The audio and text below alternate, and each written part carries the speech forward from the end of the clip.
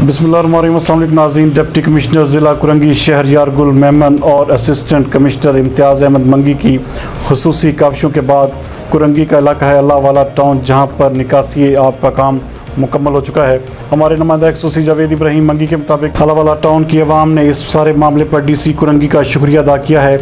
आवाम का कहना है कि बारिश बरसने के बाद मुसलसल डीसी ऑफिस का अमला और deputy commissioner Korangi, assistant commissioner Korangi दिन रात एक करके आवाम को इस परेशानी से निजात दिलाने में मसरूफ़ रहे। अल्लाह वाला टाउन के रहायशियों और कारोबारी हजरात ने डिप्टी कमिश्नर कुरंगी शहरियारमेमन और असिस्टेंट कमिश्नर कुरंगी इम्तियाज़ मंगी का खुसूसी शुक्रिया अदा किया है। इस हवाले से बात करते हुए समाजी रहनुमा सीनियर सहाफ़ी असद जैदी, जावेद मंगी, एहसान, फजल शरीफ, अदनान, रफ़ीक भाई, राजा बाबर, चौरी तनवीर और दीगर की काविशों और मेहनत से आखिरकार कुरंगी के रहायशियों को बारिश के पानी से छुटकारा मिल चुका है।